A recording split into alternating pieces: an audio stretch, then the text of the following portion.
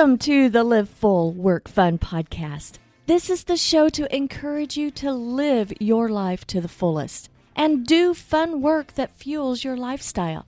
Hi, I'm your host, Gayla Scrivener.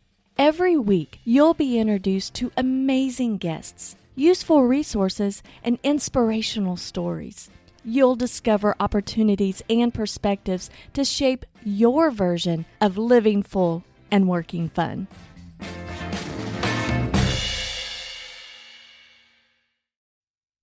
Before we get started with the show, I have a question for you. Are you a busy solopreneur struggling to find the time to consistently post to your social accounts? Well, the Scrivener Solutions team and I are introducing Scrivener Social, the easy-to-use social media scheduling platform paired with all of our workflows.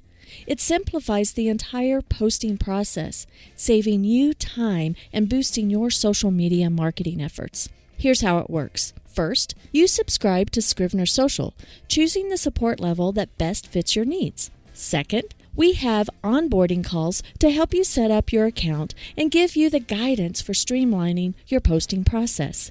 Third, you implement your plan using our workflows to get more out of your social media marketing.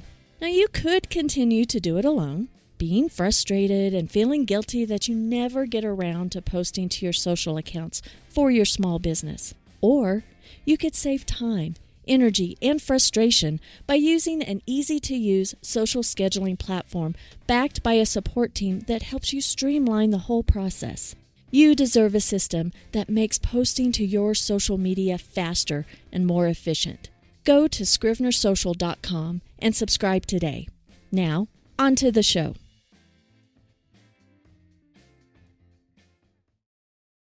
Hi there and welcome. This is the show where we explore topics that help you create your lifestyle to live full and work fun. Hi, I'm Gayla Scrivener and I'm joined with my co-host, Fran Groesbeck.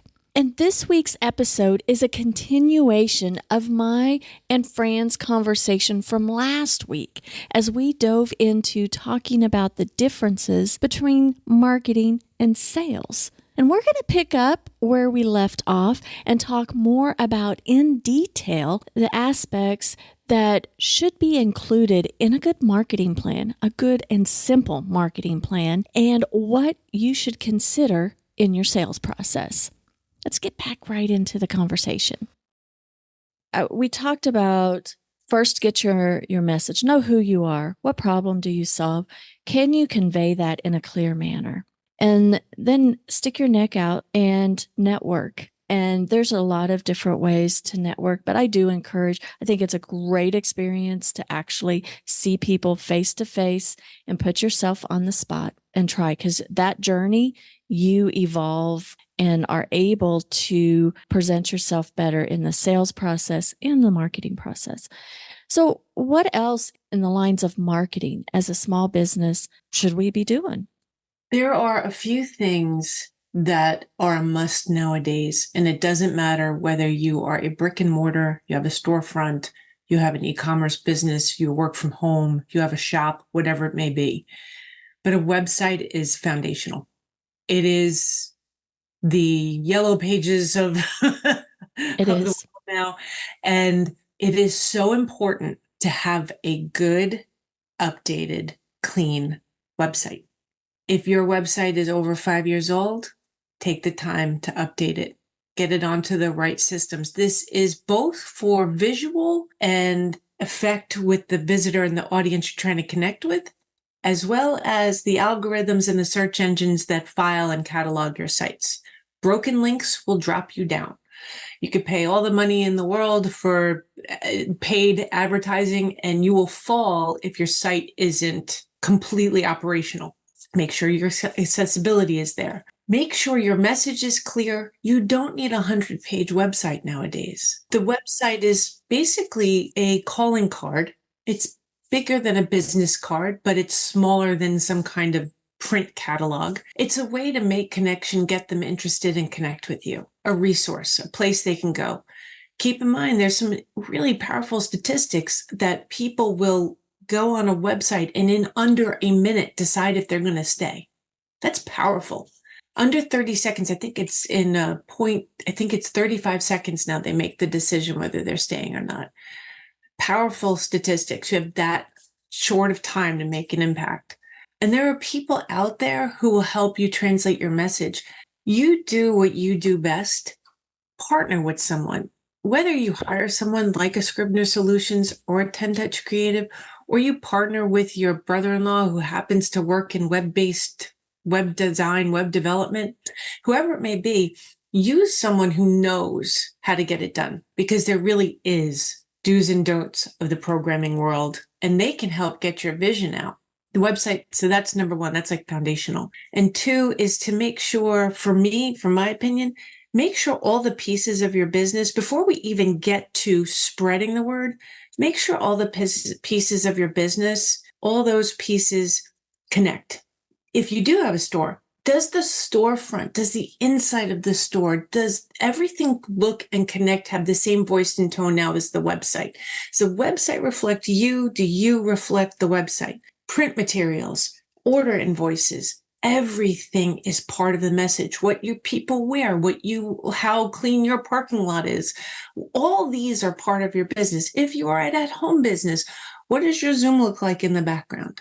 Everything you do, everything you present is part of your marketing. Once you have this connection and you know what that tone and voice is, now you pick your means. That's where you get into brand and identity. Brand and identity has to then trickle through all these things. So it's knowing who you are, knowing what that voice and tone is, making sure that all the pieces of the puzzle in your business reflect that voice and tone.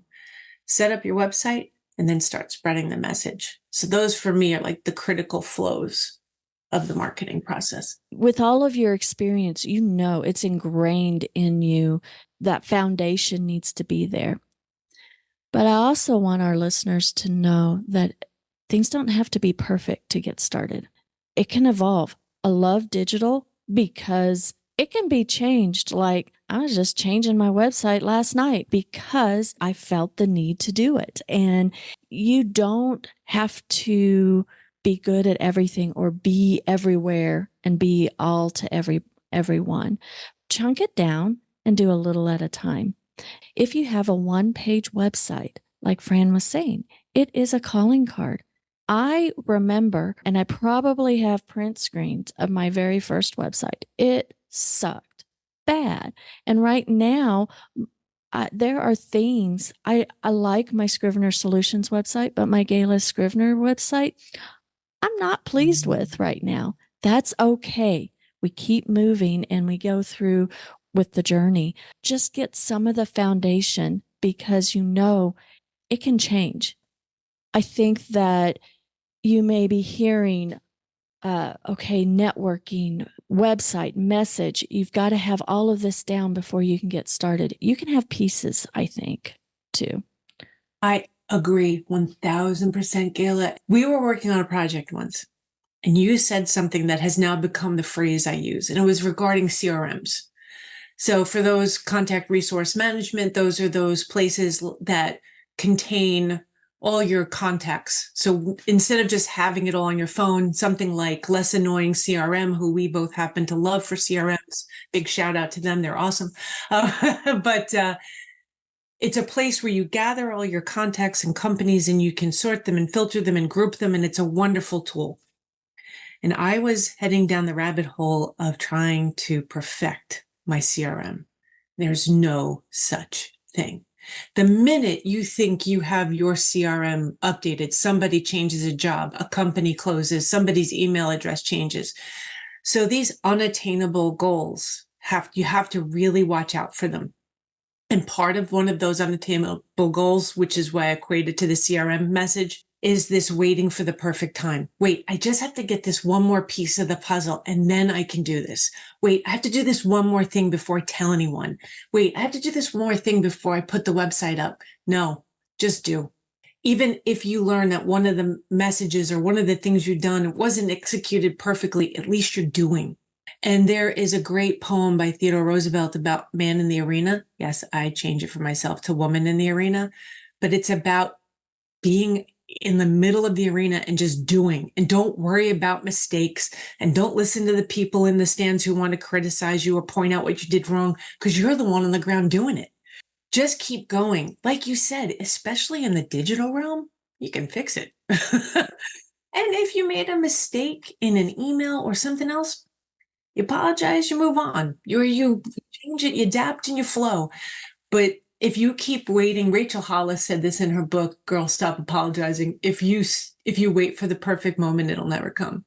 Stop waiting. Just do. Jump. Just do. Yep. And with marketing our business, I know that talking with folks, this was my marketing plan, and I think that it really helps define and helps with the journey. If you continue to talk about what you do and how you solve the problems, then you evolve and you can hone in on your messaging. You can get that client that you can help solve their problem, and you may discover this is not the problem I want to solve. and so you can move for that. But I think, and you might disagree, but I think a marketing plan, you have your message, you have your website, if you need business cards, things like that, you have that branding, the business name, things like that. But to start out with the marketing plan, I think a simple marketing plan includes, I think, social, and I think an email nurturing campaign or a newsletter. That's a good thing. You're keeping top of mind. I believe that you should have a blog, a podcast, or a video, depends on which you are most comfortable with, to position yourself as an expert. Having that, a blog on your website, gives fresh content, but then it also positions you as the expert in what you do. Having those components is a good, simple, solid marketing plan that you have ongoing. And you can ramp up frequency or you can pull back frequency. You can have a pause and you can tell your audience, I'm having a pause. That is okay. What do you think? Should we add anything? You covered two really important points. One is the blog, video, or newsletter. Those tools help you share your expertise. And as you've said many times in this podcast, and one of my favorite people in the world, Dave Willis, once said, we are not in the business of selling products, we're in the business of solving problems. That statement can go to any business out there.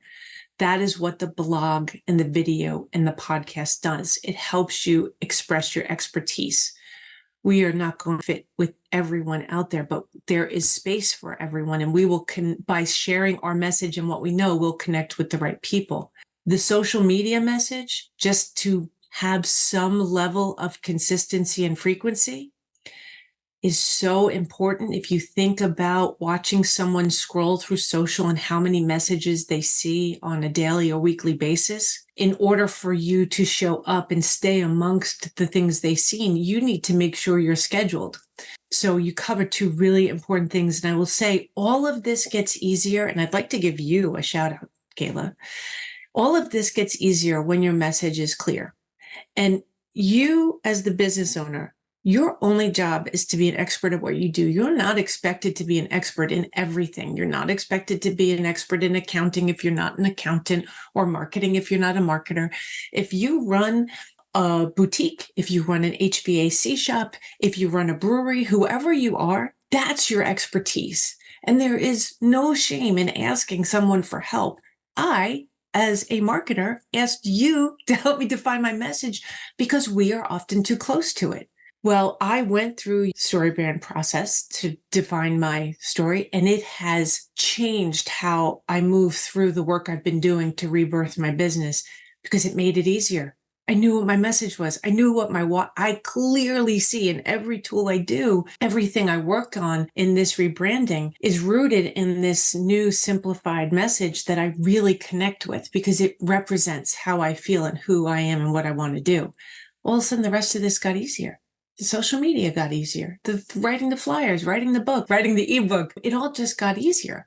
I really encourage people to take that first step, because everything else we're talking about in marketing and setting those foundational pieces of marketing becomes so much easier when you have that clear message. I'm honored to take that plunge and become a certified story brand guide. That process on simplifying, and it's so much easier to be kind of the outsider looking in and asking the questions and drawing out what you do, because you have so many talents. Everyone that I work with has so many talents, but drilling down the simplistic of what you do and how you solve someone's problems, that's what triggers in somebody's mind is like, I need to follow that person. I need to pay attention. That's what marketing is that, hey, I can be friends, know, like, and trust. And they stay, you hear these terms, stay top of mind, all of this stuff. It's really keeping up with the conversation and showing up so that, keeping that interest there or that awareness. The interest shifts and then people become into the sales, and you hear sales funnel all the time. And I think people complicate that a lot. And I have a tendency sometimes to complicate things, and then I have to step back and say, oh, no. Let's just really simplify it. But once awareness is taken care of, we're friends with people, sales come into play. And there are certain things we can do to increase sales. And part of it starts with something called a lead magnet. And a lead magnet can be a variety of things. But it's usually something that's free, or it could be very low cost, but usually it's free. It could be a downloadable, a checklist, a booklet, or even a video, something that you're helping somebody solve a particular problem in exchange for an email. And then you have that email address and you can consistently communicate. That takes from awareness that you even exist to, hey, you can solve this one problem in a lead magnet. That's a sale. When you collect an email, that's a sale. Somebody is interested in you. And then you should have offerings that kind of move folks to your highest dollar offering. I think some of the folks that I work with forget about the sales process. It is very hard to go from marketing of the awareness and saying, hey, I have this $10,000 service here, buy now. There are a lot of sales conversations to make it down to the actual purchase of a $10,000 or more type of, a big ticket item. So you should have some things along the way.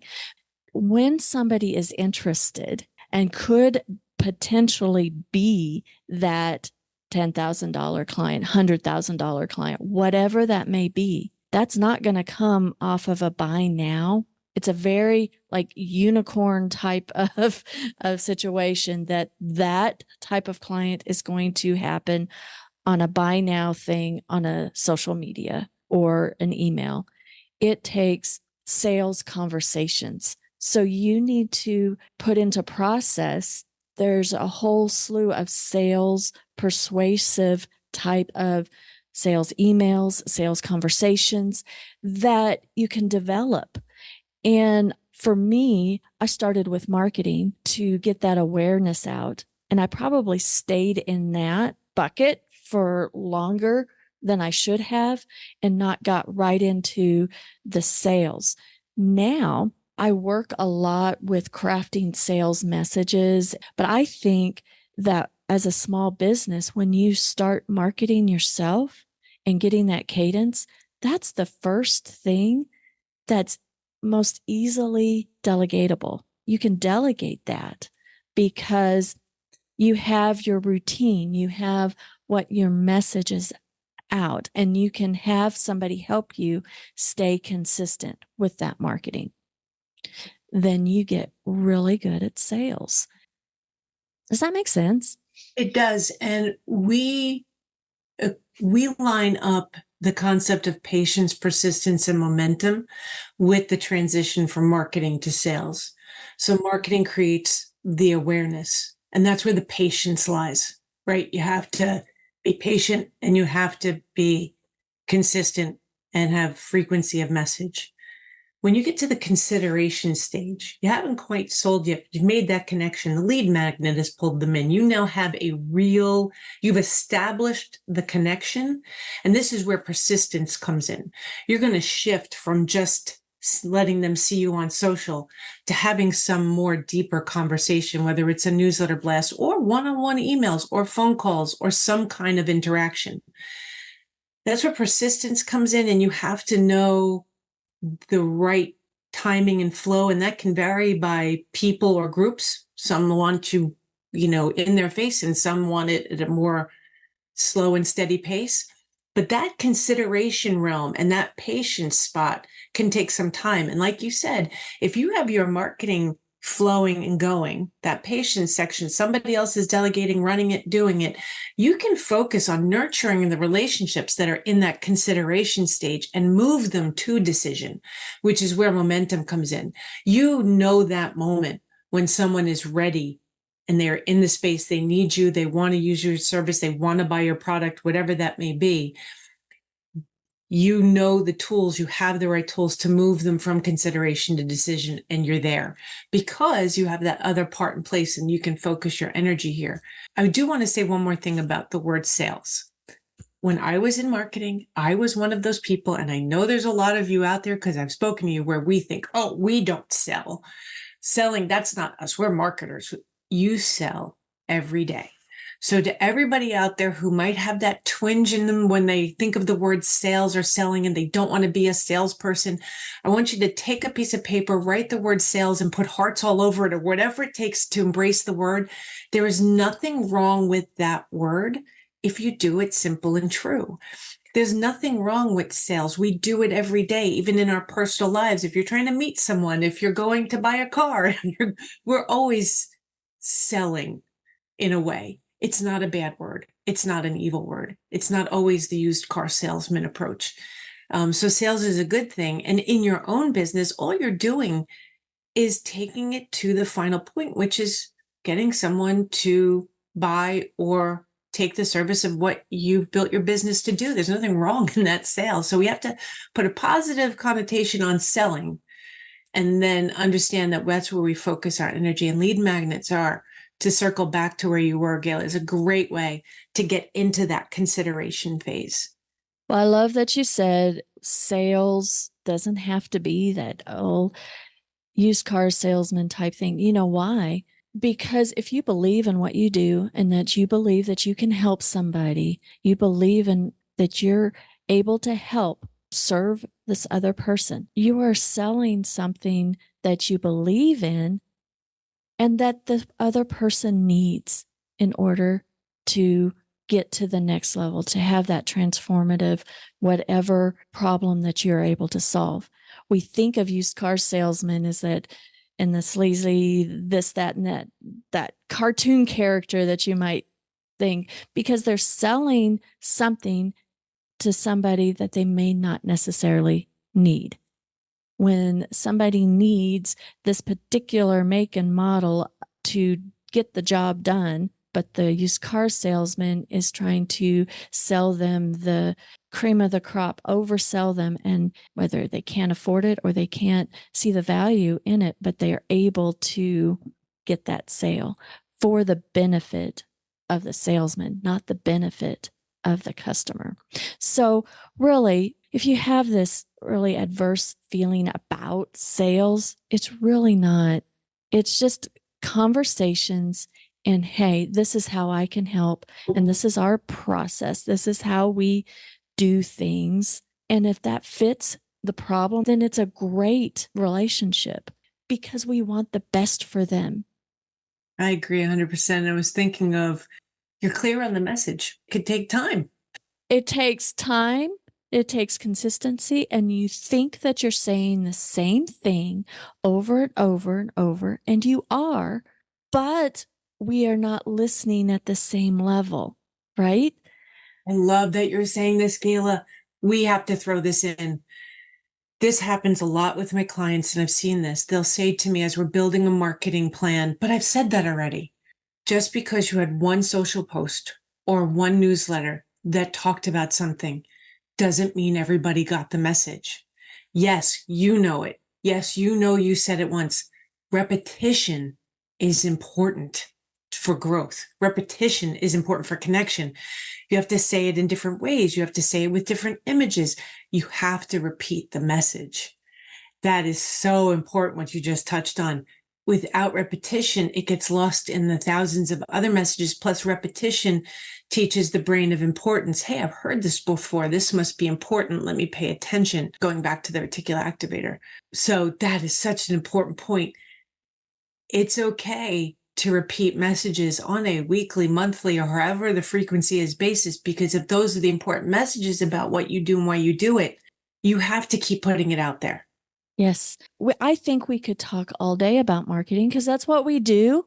I just want to reiterate that, yes, marketing and sales, they work hand in hand, but there are different processes. It's different types of communication. There's nurturing, and then there is going through the persuasive language of closing a sale. There's that, and we can go into much more detail. But as a small business, if you're starting out, or if you've been in business for a while and are frustrated, or it's like, oh, my marketing's not working, or I'm confused about sales funnel and stuff, don't fret. Take a step back and just remember, what did you say, Fran? Marketing and sales, it's simple and what?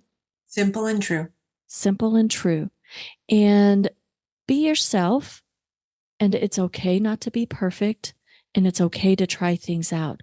I do encourage, when you try things out, don't do just one post or two posts. Do it for a couple of weeks.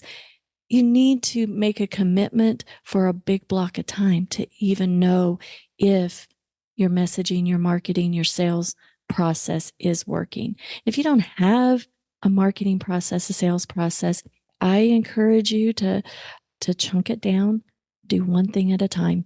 And you can reach out to Fran or I, and we'd be happy to help you. But more importantly, why don't we just continue the conversation in Facebook? Hop over to the Facebook group, Live Full, Work Fun. It's pretty simple. Find it, join. It is a private group, so you're welcome to ask questions and things like that right there. I would love to hear your biggest takeaway from today's show. So again, go to Facebook and find Live Full, Work Fun group. The link is down in the show notes. Anything else, Fran, that you can think of that to close out the show? I want to give a shout out to our fellow marketers out there. I want them to recognize what they do as a gift. It's as much of a skill and a talent as any other skill or talent out there, and you never take it for granted. And for those of you out there who struggle with it, it's okay. And it's okay to ask for help. And we're here to help guide you through the process, and excited to connect with everybody. Love it. Well, guys, thanks for listening. And until next time, have a fantastic week. Live full, work fun. This episode has been brought to you by Scrivener Social, the easy-to-use social scheduling platform built for the busy solopreneur. You deserve a system that makes posting to your social media faster and more efficient. Go to scrivenersocial.com and subscribe today.